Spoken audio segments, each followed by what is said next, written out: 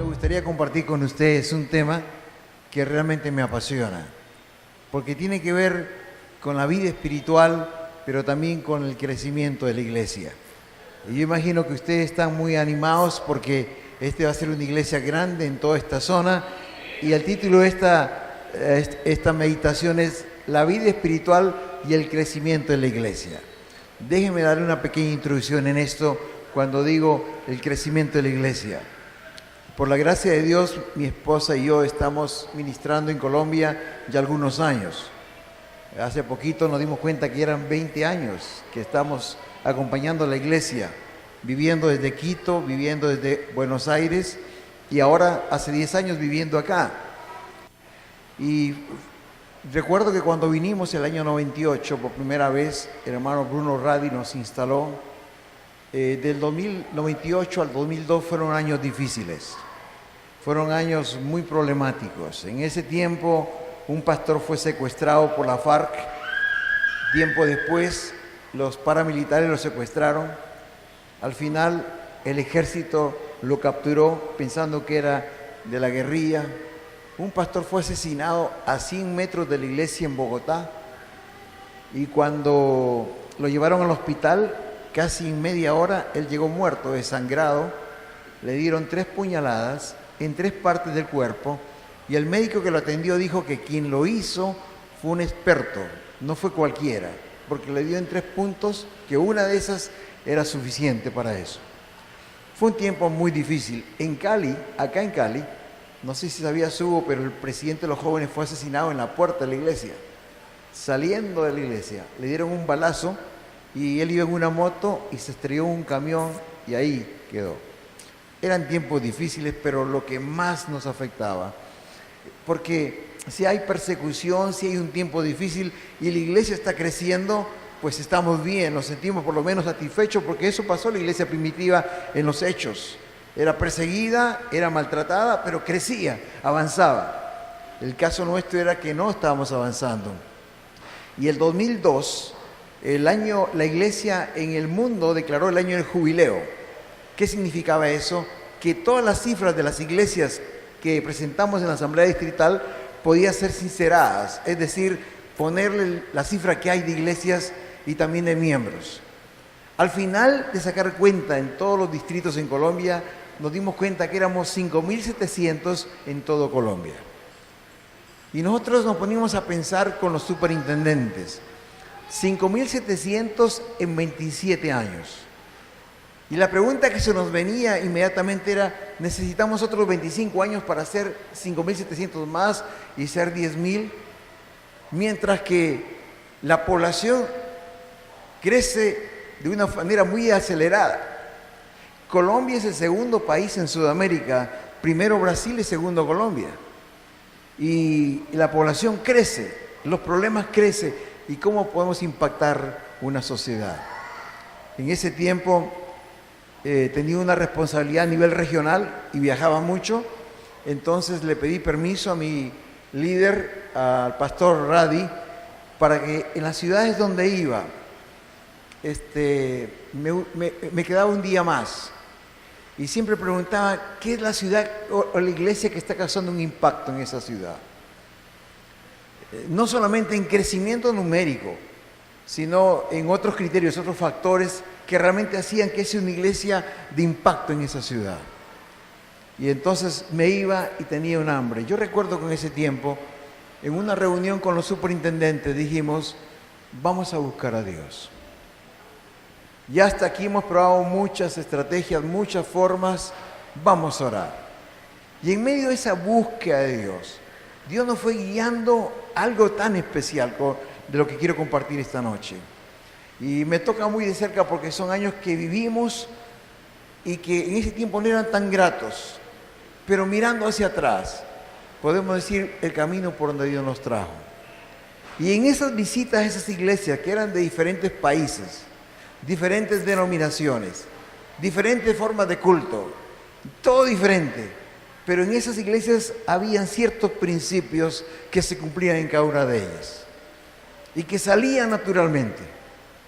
Y yo decía, si esos principios dan buen resultado, sin duda que acá también va a ser lo mismo.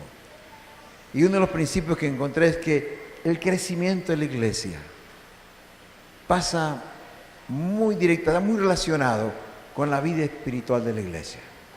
Cuando la iglesia está viva, cualquier estrategia da resultado.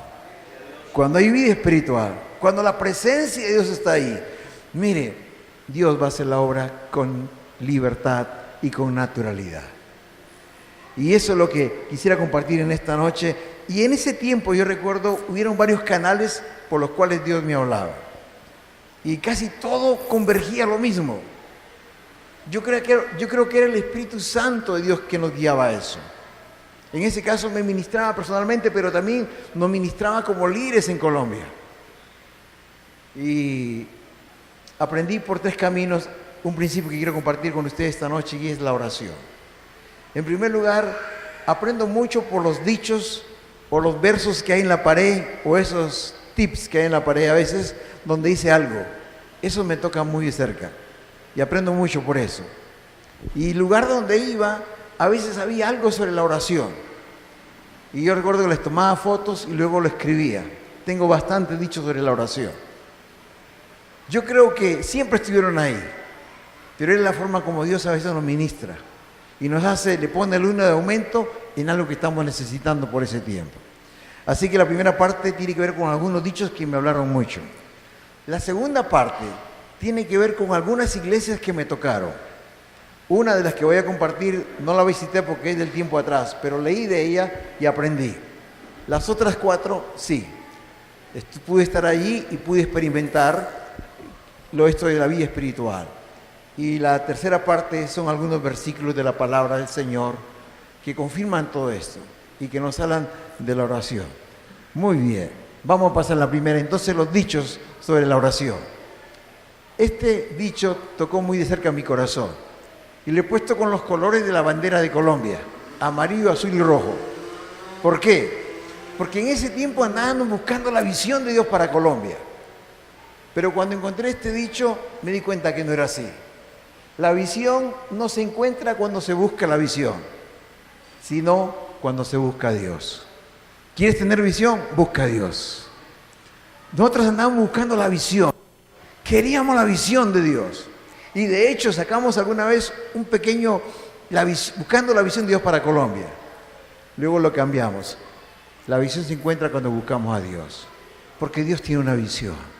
Dios tiene una visión para ti en tu vida personal, en tu vida familiar, en tu vida ministerial, en la iglesia. Dios tiene una visión.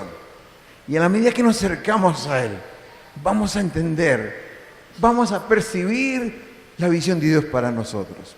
Y eso fue uno de los dichos que tocó mi corazón. El segundo dicho: la oración corporativa no era algo periférico cuando se estableció la iglesia en el día del Pentecostés, es algo central.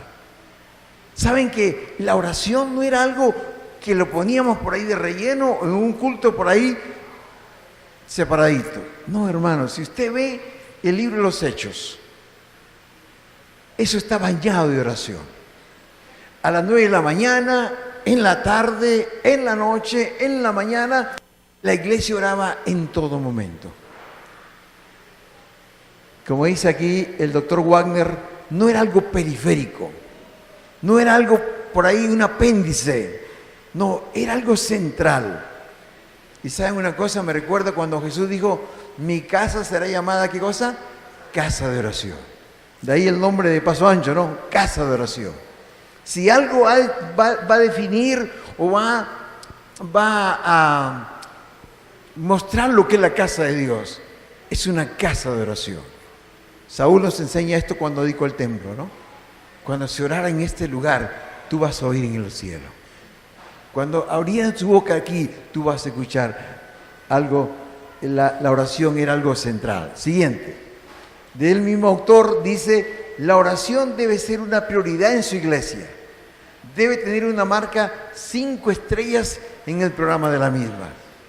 Si hay algo que tiene que ser central, hermanos, ese es el tiempo de oración. Ese es el 5 estrellas. Puede faltar otra cosa, pero la oración no puede faltar. En el programa de la iglesia debe ser central. Central. Siguiente. Hermanos, el propósito de la oración es conocer más a Dios. ¿Saben? Oración no es igual a petición. Por mucho tiempo hemos pensado eso, vamos a orar, vamos a pedirle a Dios. Sí, es parte de la oración. Pero cuando estamos en comunión con Dios en oración, la primera cosa que pasa es que conocemos a Dios. Le conocemos, podemos conocer su corazón. Y muchas veces, aunque no hablemos, esa comunión hace algo especial en nuestras vidas. Necesariamente. Muchas veces en mi tiempo de oración yo no tengo palabra. O estoy cansado o estoy triste. Pero ese tiempo con Dios es tan importante. Hay un cambio cuando estamos con el Señor. Tuvimos como novios con mi esposa 6 años. Y en aquel tiempo nos decían que era un tiempo muy largo de noviazgo. Pero ¿saben una cosa? Cada vez que yo estaba con ella la conocía más y la amaba más. Sin esa relación hubiera sido difícil que me enamore de ella. Porque la relación, el amor crece cuando hay una relación.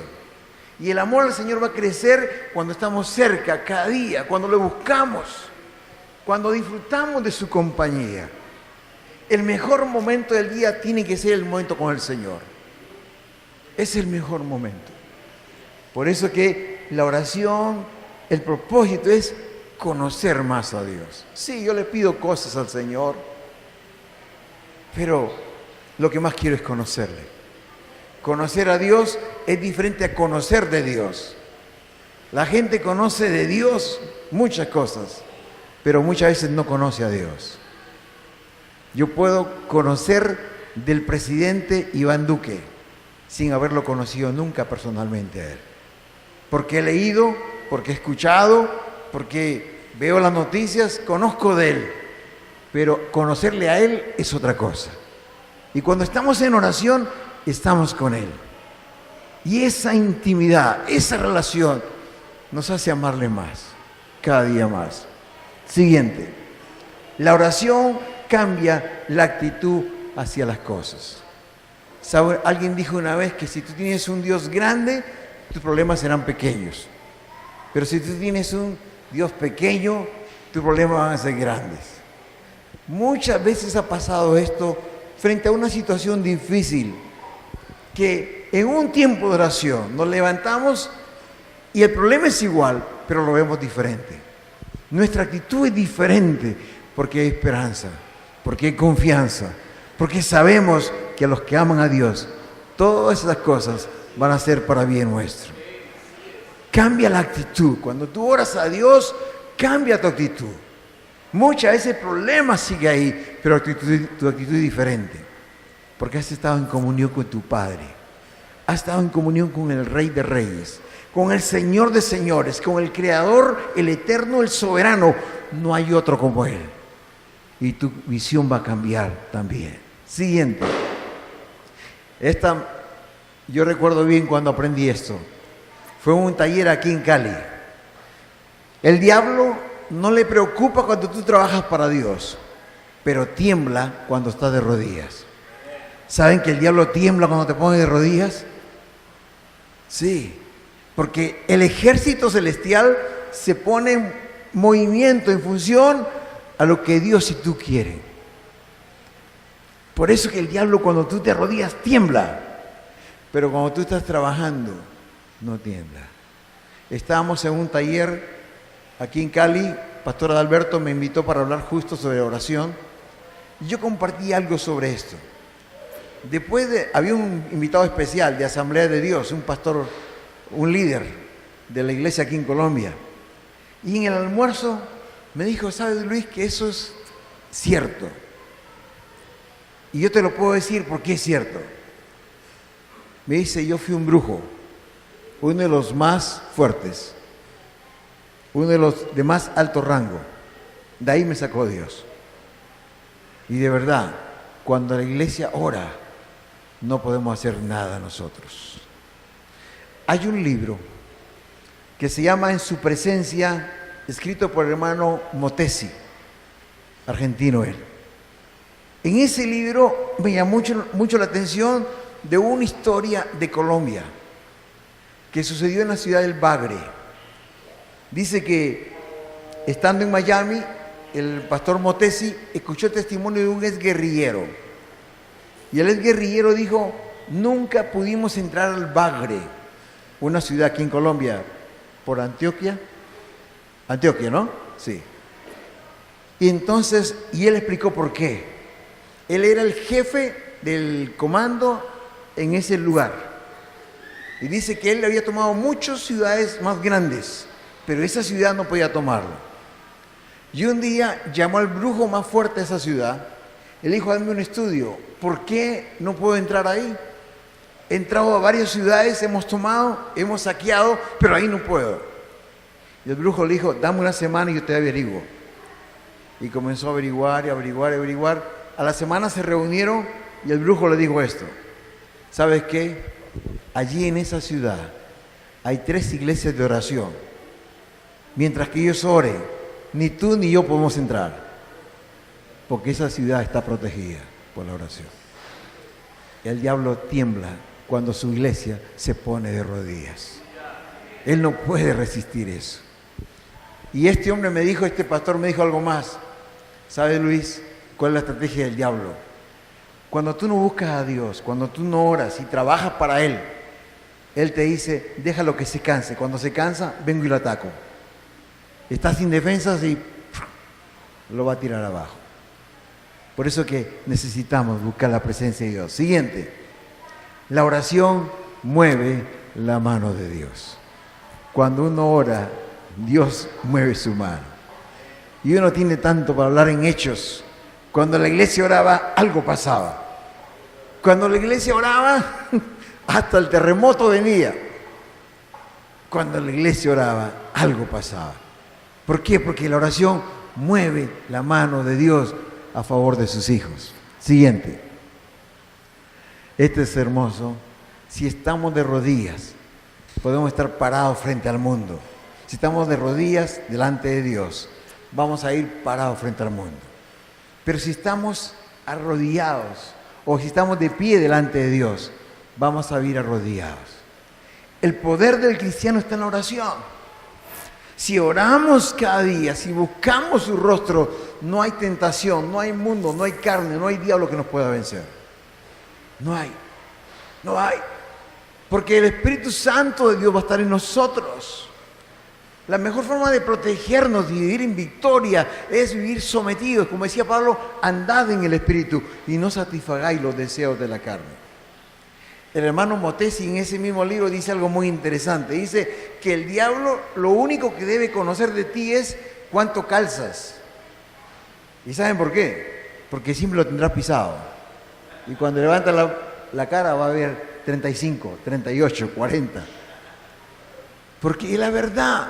Si oramos, si estamos de rodillas, hermanos, vamos a estar de pie frente al mundo. No hay tentación que nos seduzca, no hay carne que nos atraiga, porque estamos fuertes en el Señor. Siguiente. Leí un libro de este pastor, es una iglesia grande aquí en Colombia, usted lo sabe. Él oraba y en su casa le decía, Señor, ¿qué estrategia uso? Y le ponía a Dios 3 estrategias. Le decía, uso la de Paul Jong-un Cho de Corea, que es la iglesia más grande del mundo. Uso la de Rick Warren en California, que está creciendo y haciendo un impacto en Estados Unidos. Uso la de César Castellanos, porque él fue discípulo de Castellanos, con el G12. Señor, ¿qué estrategia uso? Y una noche, una mañana, Dios lo levantó a las 4 de la mañana y lo puso a orar. Y en medio de esa oración le digo, no te preocupes, trae gente a la iglesia. Preocúpate de traer mi presencia a la iglesia, porque donde yo estoy, hay todo. Qué tremendo. Si la presencia de Dios está, cuando pase alguien por esa puerta, va a sentir algo diferente. Y es la presencia del Señor. La presencia de Dios hace la diferencia en una iglesia. Siguiente. Quisiera ver algunos ejemplos. Dios fue misericordioso. Hay muchas más iglesias que visité. Y yo recuerdo que en ese tiempo, para mí no era un tiempo bonito, era difícil. Pero yo siempre andaba con una libretita. Y en esa libretita anotaba todo lo que podía aprender de una iglesia. Entraba a esa iglesia y no importa qué doctrina tenía, pero si estaba causando un impacto en esas comunidades, yo quería aprender. Yo recuerdo que tenía 2 hojitas, una hojita de todo lo bueno que yo haría y otra hojita lo que no haría. Y siempre la hojita de lo que yo aprendería era mayor que la otra. Y hay más iglesias que no están aquí, digamos, puestas por obvias razones, pero escogí estas, que me parecieron las mejores, o que mayor impacto. La primera de ellas, leí un libro sobre, este señor se llama Charles Spurgeon, fue un pastor bautista. Miren la época en que vivió él. Nació en el 1834 y murió a los 1892. Vivió 58 años.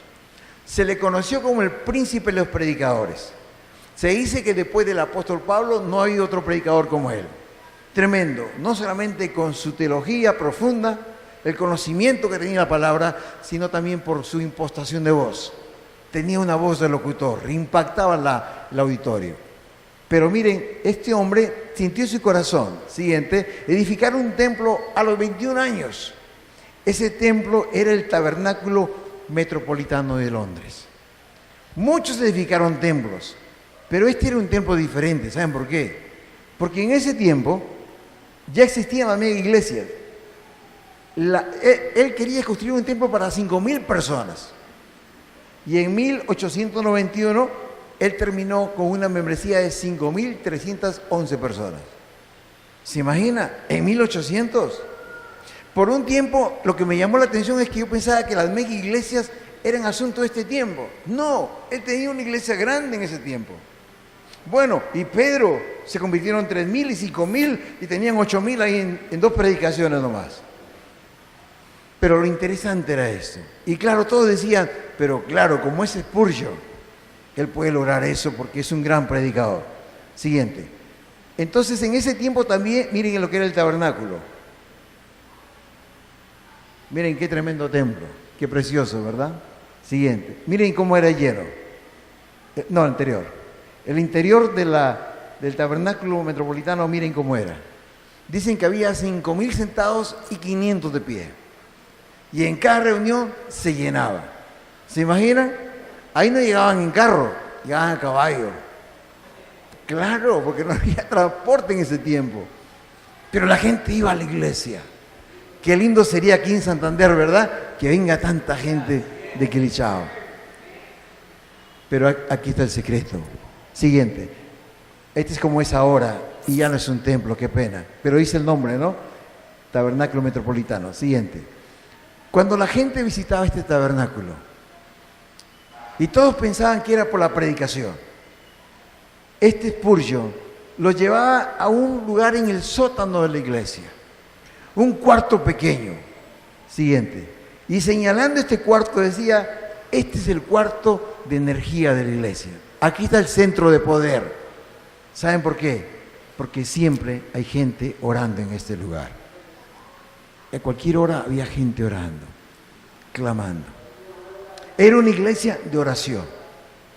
Y no era la predicación, sin duda era parte. Pero lo que daba el poder a esa iglesia era la oración en esa iglesia. Siguiente. Tuve la oportunidad de estar en esta iglesia, el Tabernáculo de Brooklyn, en New York. El pastor es Jay Zimbala. Leí un libro, Fuego Vivo, Viento Fresco. Ese cambió mi ministerio. Cambió. Partió mi ministerio en 2. ¿Y saben lo que me llamó la atención? Porque lo leí después que yo venía de renunciar al ministerio. Yo renuncié un momento. Yo recuerdo que el pastor Bruno Rades me dijo, toma el tiempo para orar. Y ese librito yo lo había llevado de viajes no sé cuántas veces, que empezaba las 10 primeras páginas y luego lo dejaba. Ese día el pastor me dijo, ora una vez más. Toma un tiempo más para orar. Y volviendo de Argentina a Ecuador, donde vivía, todo el viaje me leí ese libro. Y vine llorando. Y una de las cosas que me impactó fue cuando el hermano Zimbala le renunció a su suegro de ser pastor. Porque la iglesia no crecía, el edificio era viejo y cuando llovía se metía el agua adentro. Él dice que uno estaba predicando y la butaca se rompió y 2 viejitas se cayeron. Y cuando llegaba a fin de mes no tenían dinero para pagar el alquiler. Y él decía, ¿qué hago acá? Mejor voy a lo que era antes. Él era comerciante. Y cuando fue a renunciarle al suegro, el suegro estaba en Miami y lo sacaron a dar un paseo en bote. Antes de entregar esa carta, él hizo esta oración. Señor, no tengo idea cómo hacer un pastor exitoso. Lo único que sé es que Carol, su esposa, y yo estamos trabajando en el centro de la ciudad de Nueva York con gente muriendo por todas partes, dándose sobredosis de heroína, consumidos por el materialismo y todo lo demás. Y él dijo, si el evangelio es tan poderoso, saben que no puedo seguir orando. Comenzó a llorar. Lo que quería decir, Señor, si el evangelio es tan poderoso, ¿por qué vivimos así? Comenzó a llorar, a llorar. Pero en ese momento que él comenzó a llorar, Dios comenzó a ministrarle y le dijo lo siguiente: si tú y tu esposa conducen a mi pueblo a orar, a invocar mi nombre, nunca te faltará 3 cosas. En primer lugar, un tema fresco para predicar. En segundo lugar, supliré todo el dinero que haga falta, tanto en la iglesia como para tu familia. Y tercera cosa, nunca tendrás un edificio de tamaño suficiente para contener las multitudes que enviaré como respuesta. ¿Se imaginan una respuesta de Dios así? Si tú me buscas en oración, si tú llevas a mi pueblo a orar, no te va a hacer falta, yo voy a estar ahí. Y vas a tener el dinero suficiente. Y vas a predicar con frescura. Y cualquier lugar que tengas va a ser pequeño para la gente que te va a enviar. Dice que él quedó abrumado, lleno de lágrimas. Sin duda la carta no la entregó. Volvió a su iglesia y dijo, a partir de ahora, el culto más importante de aquí será el culto de oración. Día martes en la noche. He tenido la oportunidad de estar ahí. Yo fui a buscar con hambre qué pasaba en esa iglesia. Y encontré esto. 24 horas hay oración. No importa la hora que usted llegue. 3 de la tarde o 3 de la mañana hay gente orando ahí. Y hay una presencia de Dios tan especial. No es un templo, es un teatro en Brooklyn. Entran 4,000 personas. Es precioso. Y lo más precioso es las vidas transformadas en ese lugar. Consumidas por el alcohol, la prostitución, los vicios. Vidas destruidas que ahora adoran y alaban al Señor. Precioso. Siguiente. El pastor dice que los ministerios surgen ahí, en esa iglesia, no de una reunión de líderes, sino cuando alguien está orando de rodillas. Y Dios le dice, levántate, tengo algo para que tú hagas. Qué lindo que vengan esos ministerios así. Que cuando están de rodillas, Dios te muestre una visión. La visión de Dios que Él tiene en su corazón. Siguiente. Él dijo, pastor, una de las frases que me impacta es que dice, descubrí una verdad sorprendente, la debilidad atrae a Dios. Él no puede resistir a los que con humildad y sinceridad reconocen con cuánta desesperación le necesitan. Necesitamos a Dios. Yo recuerdo que una de las oraciones que él hizo decía esto: Señor, a menos que tú intervengas, estamos destinados a fracasar. Necesitamos tu inversión, tu intervención en este lugar. Y Dios lo hizo. Tienen un coro precioso. Creo que son 200 o 300 voces. Siguiente. Pero ellos antes de ensayar oran media hora. Y cuando van a cantar, oran 1 hora. Fueron por una noche al Madison Square Garden. Y se quedaron 7 noches llenos. El Madison Square Garden en Nueva York es un teatro donde habían las peleas de boxeo de Cassius Clay. Y es un centro muy importante. 7 noches lo llenaron. Ganó 2 Grammys este coro.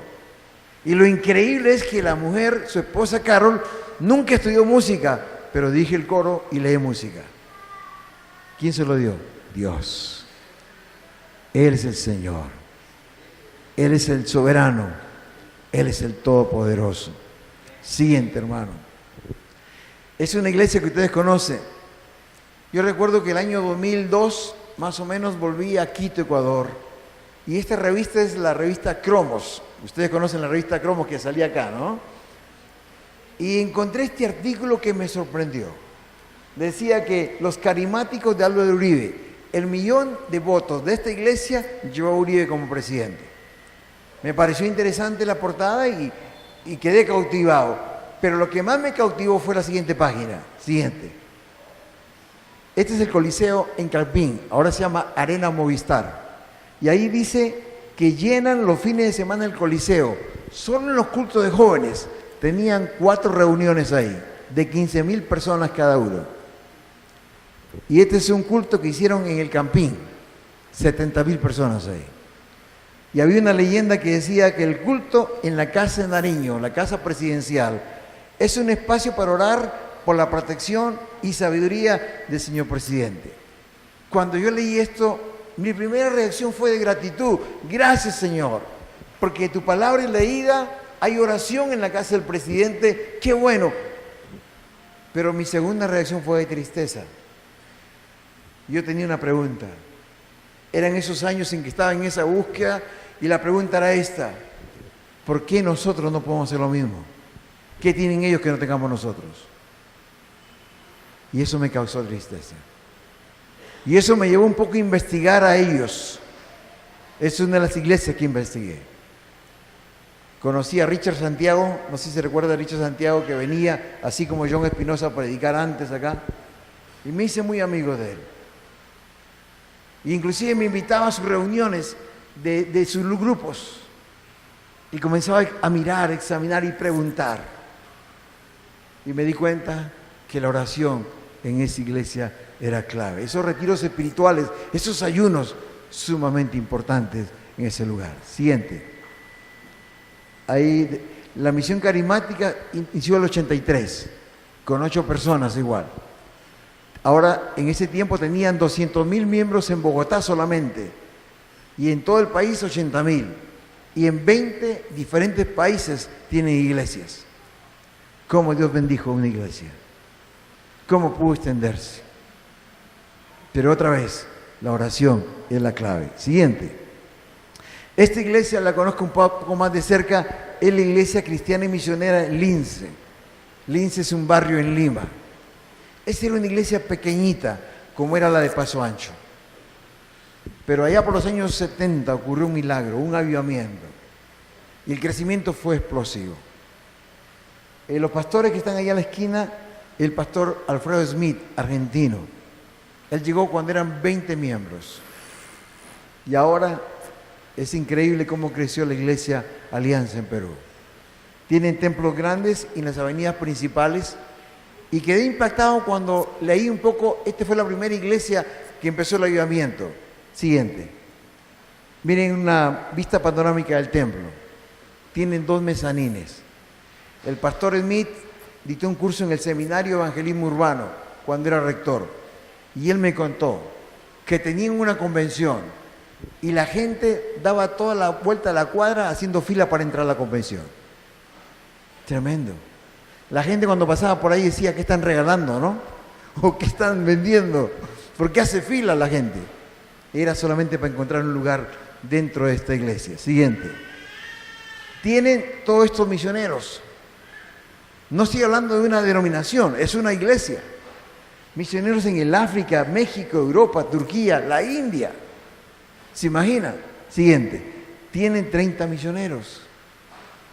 El pastor Smith, que fue el fundador o el iniciador, ahora es sostenido por esa iglesia. Decía, qué bárbaro. Una iglesia en un país tercermundista como Perú, ¿cómo puede sostener tantos misioneros? Siguiente. Tienen tantos ministerios. Siguiente. Perdón, no está esa, pero tienen muchos ministerios. Hasta cafetería, gimnasio, y muchas cosas, pero en todas esas cosas que hay, siempre está la predicación de la palabra. La gente llega a tomarse un café y escucha música cristiana, hay literatura cristiana, hay gente que les comparte si tienen necesidad para orar. Tremendo, tremendo. Esto es muy interesante. Esto está en Perú también. Y está en un pueblito, no sé si está en el mapa ahora, pero en mi tiempo, cuando fui, no estaba en el mapa. Estaba en Costa Rica una vez y un doctor amigo me dice, oye Luis, ¿sabes que un pastor fundó una ciudad? Yo dije, no, una ciudad, sí, cuéntame. Y me contó la historia. Dije, yo quiero ir para allá. Y una vez estaba en un taller muy cerca de ahí y entonces el doctor llegó y le dije, mira, Salvador, le digo, ¿puedes llevarme a aquella ciudad que me dijiste, la Nueva Jerusalén? Yo quiero conocer y quiero hablar con el pastor. Tengo varias preguntas para él. Y entonces él me dijo, claro, tomamos un mediodía y nos vamos para allá. Estábamos en un taller de compasión y un americano estaba conmigo, el hermano Bob Presco. Yo recuerdo que le dije a Bob, vamos a ir este mediodía a un lugar y le expliqué un poquito. Y él estaba encantado y fuimos. Entonces yo dije, había un ujier afuera, era día de semana y al mediodía. Le dije al ujier, quiero conocer al pastor. Y yo tenía la idea, el estereotipo de un líder alto, guapo, con una voz, un tipazo de líder, ¿no? Pero cuando me dijo, mire, ahí en medio del templo, ese viejito que está ahí es el pastor, el que está ahí arriba. Se había quedado hasta dormido. Estaba sentado y leyendo la Biblia, estaba así dormido que cuando llegué me dio pena despertarlo. Y yo le decía, vos lo despertamos. Dice, depende de ti, si tú quieres está bien, si no, nos vamos. Y mientras que hablábamos, se despertó. Levantó la cabeza y dice, entonces yo le digo, perdón, pastor, ¿le puedo hacer unas preguntas? Claro, hijito. Perdone que lo despertaba, no se preocupe, me dice. Y me dice, aquí viene gente de todo el mundo, vienen de Francia, de Inglaterra, de Estados Unidos y vienen a entrevistarme también, así que no se preocupe. Le digo, pastor, este es un pueblo de 5.000 habitantes y la iglesia tiene 2.000 miembros. Y la iglesia tiene capacidad para 2.500 personas. ¿Cómo es que fundó este pueblo? ¿Cómo se le ocurrió? Y él me dice, ¿sabes, hijito? Un día yo estaba orando al Señor. Y estaba alabando al Señor, orando. Y él me dijo, vas a fundar otra ciudad. Y le vas a poner la segunda Jerusalén. Y después le dije, pastor, ¿y cómo supo que era aquí y no más allá o más allá? Porque ese es un camino descampado. Dice, hijito, yo predicaba toda esta zona y caminaba. Y llevaba mi alforja. Y cuando yo caminaba, oraba. Y una vez vine por aquí caminando y Dios me dijo, este es el lugar. Agarra una piedra y funda la ciudad. Y me sacó a la puerta del templo y me mostró el parque. Y me dice, ¿ves esa piedra? No había nada, todo era matorrales, todo era plantas crecidas. Y él puso la piedra ahí y dijo, Señor, fundamos la ciudad Segunda Jerusalén. Y él me dijo algo más. Digo, pastor, ¿y la gente de qué vive acá? Ay, hijo, me dice, un día orando, Dios me mostró como una fábrica y humo salía de esa fábrica. Y me mostró al otro lado y me dijo, ¿ves esa fábrica de cemento? Sí, le dije. Eso yo lo vi antes que viniera. Dios me mostró esa fábrica antes que la fábrica viniera. La gente trabaja ahí, en esa fábrica de cemento. Salimos con Bob a dar un lugar por toda la ciudad. ¿Saben una cosa? La panadería se llamaba Jehová Jireh. La sastrería, Maranata. Y cada tienda se llamaba un nombre bíblico. Había una casa que tenía en alto relieve el texto, si Jehová no edifica la casa, en vano trabaja la que lo destruye. Pregunté si había cárcel en ese pueblo, me dijeron que no, porque no hay presos. Por un momento yo pensé que habían muerto y no me habían avisado. Yo pensaba que estaba en el cielo, porque esas cosas no se ven, hermanos. De verdad, para mí fue una experiencia tan hermosa. Y luego el pastor nos dijo, vayan a comer algo. Y yo le dije, ¿dónde? Y él dijo, aquí damos sopa. En ese tiempo cocinaban 1000 sopas gratis para el pueblo. Y yo le digo, ¿y cómo le hacen para cocinar eso? Y ven ahí al fondo esa leña. Como son agricultores, tienen el gas para mucho tiempo. Y no son cocinas, son hornos de lodo. Bueno, nos sentamos a comer la sopa, era hora de almuerzo, y a mi lado había gente. Yo le preguntaba, le digo, dime, ¿tú eres miembro de esta iglesia? No. Y le digo, ¿y de dónde eres? Vengo de 9 horas de acá. ¿Y 9 horas para venir acá? Sí. Y le digo, ¿por qué? Y me contaba la historia de que un día tenía cáncer su esposa. Y la trajo porque en esa iglesia Dios sana a los enfermos. Y Dios la sanó y ya no tiene cáncer. Y entonces de donde sea que se escuchan, como en el tiempo de Jesús, ¿no? Venían de todos esos lugares para ser sanados. Cuando terminamos la sopa, que por cierto estaba muy rica, con Bob sacamos nuestro dinero y dijimos, ¿cuánto es? No es nada, es gratis. Y salimos. Siguiente, muy interesante. 2 años después volví y estaban construyendo un templo para 3000 personas. ¿Se imaginan? Y yo dije, wow. ¿Y cómo le hacen? ¿Qué misión les ayuda? ¿Quién es el que le manda dinero para construir eso? Y él dijo, bueno, uno de ellos me dijo así, ¿no? Y en mi ignorancia, yo le pregunté, ¿qué? ¿El Señor manda el dinero, lo tira así, desde arriba? Dice, no, pastor, usted no entiende, le vamos a explicar.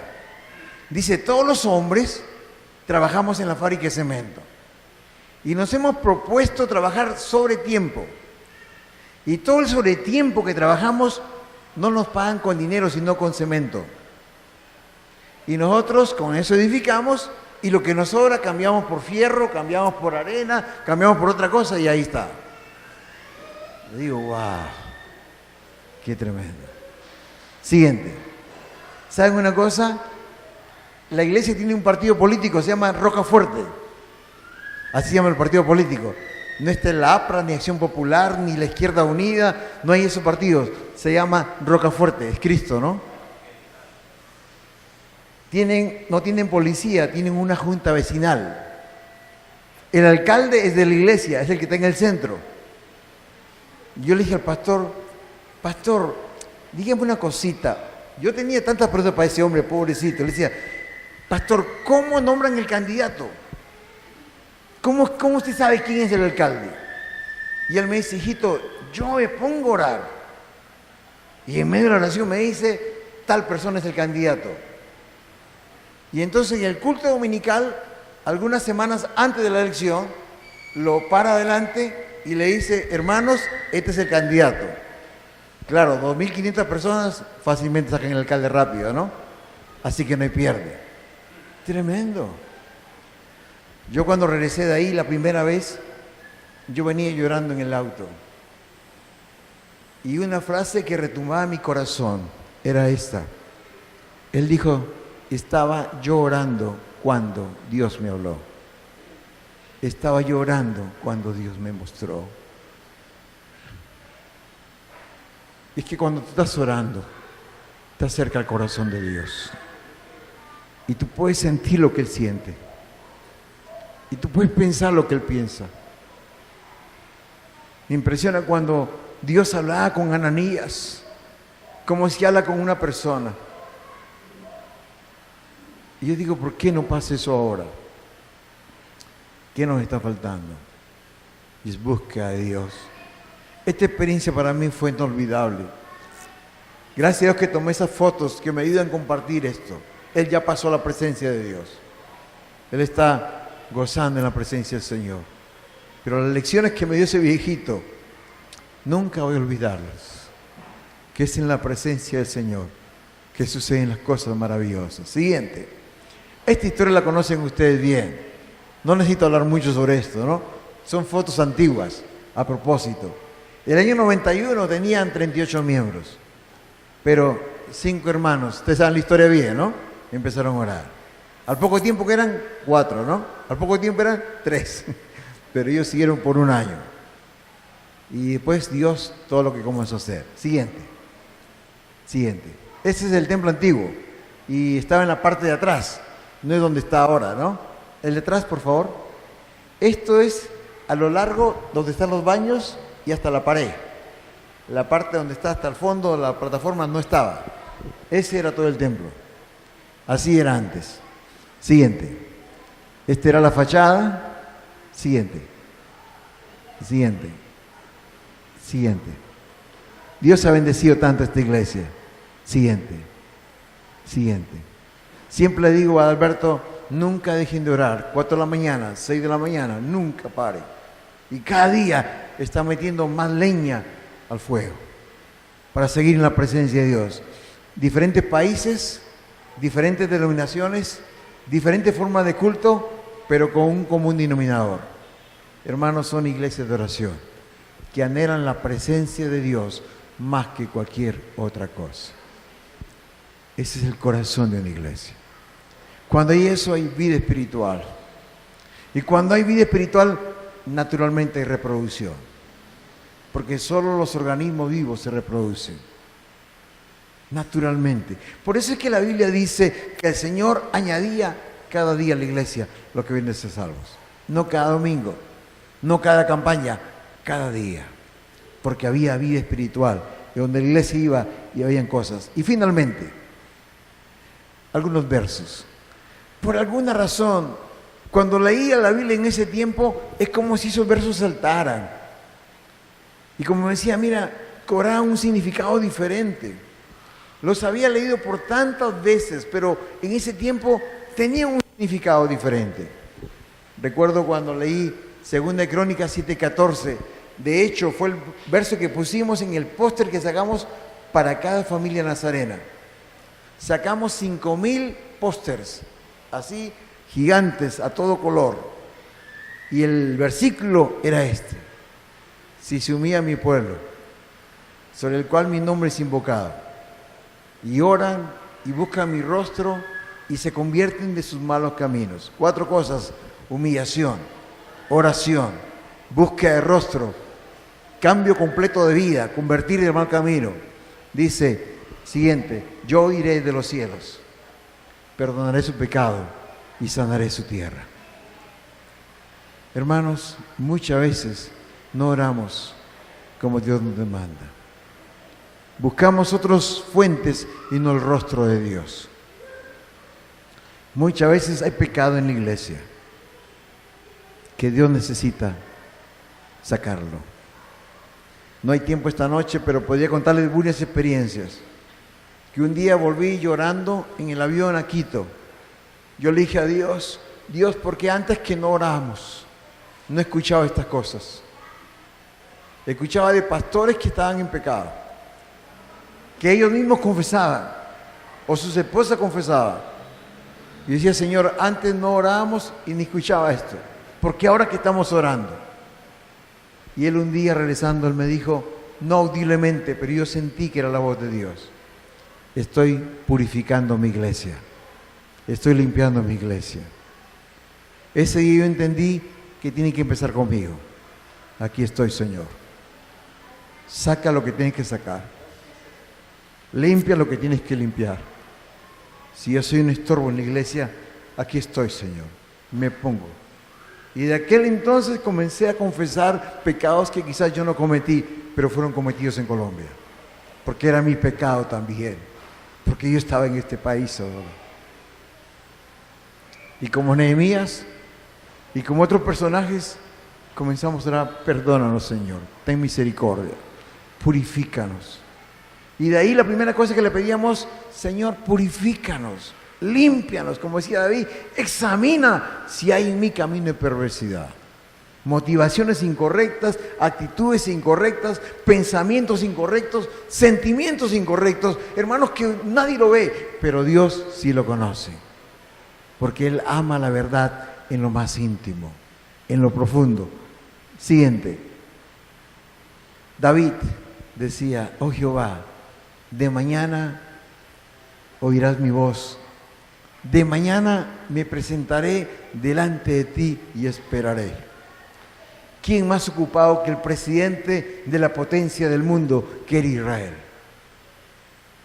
Pero él tenía un cartelito en la mañana que ponía en su oficina y decía, no molestar, cita con el Rey de Reyes. Por eso decía, de mañana oirás mi voz. Saben, hermanos, no hay excusa para buscar a Dios. Uno puede decir, estoy muy ocupado hoy día, no tengo tiempo. No, hermanos. A veces me ha tocado viajar a las 5 de la mañana y tengo que estar en el aeropuerto a las 4, pero tengo que levantarme a las 3 para bañarme. Papá me enseñó a bañarme todos los días y día que no me baño me siento enfermo. Y Clarita dice, pero por un día, no, yo tengo que bañarme. Así que me levanto a las 3 para un viaje. ¿Por qué no me voy a levantar si tengo cita con el Señor? ¿Por qué? Es difícil a veces, especialmente hay días fríos en Bogotá y empieza a llover y uno escucha el sonido de la lluvia y el frío y la cama se pone más rica. Pero para mí ese es un sacrificio de alabanza a Dios. Porque si es algo fácil, lo hace. Pero si es difícil, significa negarme a mí mismo, tomar mi cruz y seguir al Señor. De mañana. Yo no sé por qué, pero la Biblia habla mucho del mañana, del temprano, de la madrugada. Siguiente. Proverbios. Yo amo a los que me aman y me hallan los que temprano me buscan. Dios ama a todos, pero los que le hallan son los que temprano le buscan. Los que le dedican la primicia del tiempo a Dios. Ellos encuentran a Dios. ¿Sabe una cosa, hermanos? Aprendí esto. Los pajaritos cantan 1 hora, de 5 a 6 de la mañana. Y no importa qué país. Ellos se han puesto de acuerdo y cantan esa hora. Por ahí a veces, Clarita me ha dicho, mira, están cantando, le dije, este se ha levantado tarde y tiene que reponer el tiempo, ¿no? Pero generalmente, hermanos, a las 6 se calla. Si un animalito alaba a Dios, ¿cuánto más nosotros? Que somos seres creados, que Dios nos ama y es nuestro Padre. Siguiente. Jesús es nuestro ejemplo. Se levantó muy de mañana, siendo aún muy oscuro. Tiene que haber sido antes de las 5, porque a las 5 ya está más o menos clarito. 4 de la mañana, se iba a un lugar desierto y ahí oraba. Inteligente el Señor. No oraba al costado de la cama porque se iba a dormir. Al caminar al desierto ya se despertaba bien. Y eso es lo que trato de hacer ahora. Si yo me quedo en la cama, empiezo con oración y termina con ronquidos. Porque así es. Pero si yo me levanto y hago un tinto, o me afeito, o hago algo, es como irme al desierto, ¿no? Ya me desperté bien. Difícilmente me duermo. Pero Jesús lo hacía. Él no tenía necesidad de orar porque Él era Dios. Si lo hizo fue para darnos ejemplo. Siendo aún muy oscuro, se fue en desierto y ahí oraba. Siguiente. Y antes que clame, responderé yo. Y mientras aún estás hablando, ya te habré oído. ¿Saben que este versículo es tan hermoso? Cuando yo pienso en este versículo, yo pienso en mi madre, porque ella me enseñó esto. A veces cuando llegaban cualquiera de mis hermanos o yo llegaba a la casa, mamá con una mirada ya sabía lo que nos pasaba. Y a veces decía ella, algo le pasa a él, porque él no es así. ¿Saben que Dios nos conoce? Y antes que le clamemos, Él nos escucha. Y mientras estamos hablando, Él ya nos escuchó. Cuando estamos en comunión con Él, hay una relación tan íntima, tan íntima. Yo tengo 3 hijos y ninguno vive conmigo, ellos viven lejos. ¿Sabe que por el tono de voz yo sé cómo están? Hoy hablaba con uno de ellos. Y hablé como 40 minutos. Y después de saludarme le dije, hijo, ¿qué te pasa? Y entonces me contaba algunas cosas. Porque solo por el tono de voz, ya, yo sé que él estaba un poco preocupado. Y otra cosa que saben mis hijos es que ellos me pueden llamar en cualquier momento. Cuando llaman por teléfono y sale el nombre de ellos, yo digo un ratito, yo necesito hablar con una persona. No importa en qué reunión esté. Ellos lo saben. Es un trato que he hecho con ellos. Una llamada de ellos es sumamente importante. Yo recuerdo que una vez hubo una llamada así y me estaban llamando para preguntarme que cómo se llamaba Superman. Y yo estaba en una reunión importante y yo no le dije, claro, ¿no? ¿Qué le iba a decir? Porque no, nunca más me llama. Pero yo me puse a pensar, ¿sabe que Dios nos escucha siempre? Aunque nuestras preguntas sean aparentemente sin sentido. Si un humano hace eso, ¿cuánto más Dios? Que te ama con un amor incomparable. Siguiente.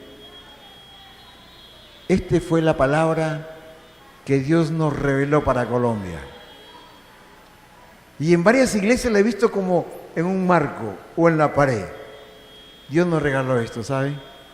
Si tú de mañana buscas a Dios y ruegas al Todopoderoso, si fueres limpio y recto, ciertamente Él vendrá a ti. Hará próspera la morada de tu justicia. Y aunque tu principio haya sido pequeño, tu posterior estado será muy grande. No dice grande, muy grande. Dios quiere hacerlo. Pero hay dos condiciones. ¿Saben que la palabra sí es muy importante? Porque sí denota un condicional. Las mamás dicen, no, si te portas bien, te voy a comprar tal cosa. Si sacas buenas notas, ya ese sí condiciona todo el resto. Aquí también. Si tú buscas a Dios en primer lugar. Y en segundo lugar, si fueres limpio y recto, si fueres santo, dice, ciertamente, con toda seguridad, yo voy a venir a ti y te voy a prosperar. Y aunque tu principio sea pequeño, tu estado final será muy grande para la gloria de Dios. Siguiente. Aquí aprendí algo en Colombia y en Cali, esto, la ley de las 4D. Ustedes deben saberla bien. Y si no la saben, se la recuerdo. Hay 4 palabras que empiezan con D que nos han ayudado mucho para buscar a Dios. La primera palabra es deseo. Nada sucede si no hay deseo. ¿Saben que cuando yo estaba enamorado de mi esposa, tenía un deseo profundo de casarme con ella? Lo deseé, hasta que lo logré. La persona que inventó la luz eléctrica, Tomás Alva Edison, lo deseó profundamente. ¿Saben que 100 veces intentó y no pudo? Y en la 100ª vez, preciso, se le quemó la casa con todos sus instrumentos. Y un periodista vino y le preguntó, le dijo, ¿no cree que ya falló muchas veces? Y él contestó, no fallé muchas veces. Encontré 100 formas que no debo hacerlo. Voy a seguir. Y siguió. Y un día aprendió, apretó y salió la luz. Deseo. Isaías decía, con mi alma te he deseado en la noche. Cuando Isaías se acostaba, deseaba estar en la mañana con Jesús, con Dios. Con mi alma te he deseado en la noche y mientras dure el Espíritu dentro de mí, madrugaré a buscarte. Qué lindo es acostarnos deseando encontrarnos con Dios en la mañana. Deseo, deséalo. Podríamos hablar mucho sobre esto. David era un hombre que deseaba la presencia de Dios más que cualquier otra cosa. Siguiente, la segunda palabra es decisión. Tú puedes desearlo, pero si no tomas la decisión no va a pasar nada. Y muchas veces nos pasamos la vida deseando. Deseo bajar esta panza, pero no hago nada, nunca tomo la decisión. Si no, nunca va a pasar nada. Tengo que tomar la decisión, la determinación. Por eso que David decía, miren lo que decía David, venid, adoremos, postrémonos, arrodillémonos delante de Jehová nuestra Hacedor. 4 verbos: arrodillar, postrar, adorar, venir. Había una determinación, una decisión, yo lo voy a hacer. Un día tomé la decisión, hermanos, de que la primicia de mi tiempo va a ser para Dios. Y con la ayuda de Dios no quiero fallar. El día que no lo hago, me siento mal. La decisión es importante. Tú puedes tener deseo y decisión, pero la palabra siguiente que viene, si no la tienes, va a quedar ahí. Es disciplina. Disciplina. Ser consistentes, ser perseverantes. Hermanos, cuando tenga ganas, cuando no tenga ganas. Cuando esté alegre, cuando esté triste. Cuando bueno, muchas cosas. Siempre hay que hacer. He aprendido en este tiempo que la oración que más le agrada a Dios no es cuando tengo ganas, es cuando no tengo ganas. Y la oración que más me bendice es cuando no tengo palabras, porque es en ese momento que Él puede ministrarme, que Él me entiende y me puede ayudar. Decía Pablo, con toda perseverancia y súplica. Y la quinta palabra, deleite. Si tú deseas con todo tu corazón buscar a Dios, si tú tomas la decisión, si tú eres disciplinado, la cuarta D viene por añadidura, deleite. Deleítate en el Señor y Él te concederá las peticiones de tu corazón. Tenemos un gran desafío en este lugar. ¿Saben una cosa? Dios nos bendijo tanto en estos últimos tiempos aquí en Colombia. El ver a ustedes es un milagro, es una respuesta a las oraciones que se hicieron por Colombia, que Dios nos dé un avivamiento. Que su presencia nunca nos deje, que Él esté siempre con nosotros, entre nosotros.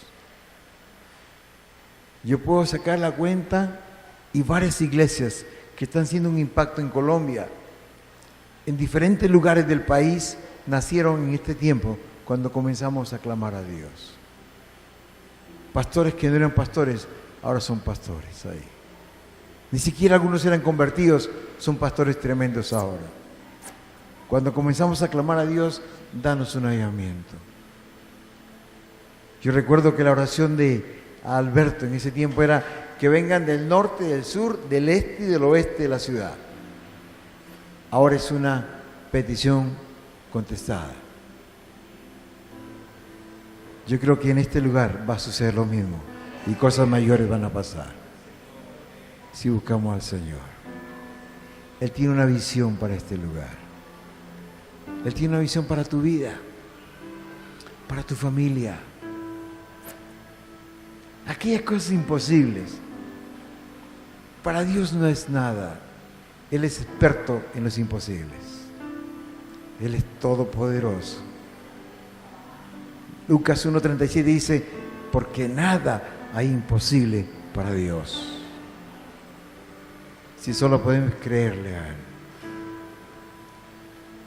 Te ruego que cierres tus ojos por un momento y pienses cómo está esa relación con Dios. Las primicias de tu tiempo son para Él. Cuando tú abres tus ojos en la mañana, ¿en quién piensas primero? Si piensas en el problema y la dificultad, te vas a consumir. Si piensas en Dios y le adoras y le alabas, vas a ver su poder. Estás dándole el tiempo a Dios que se merece. Estás dándole la primicia de tu tiempo al Señor.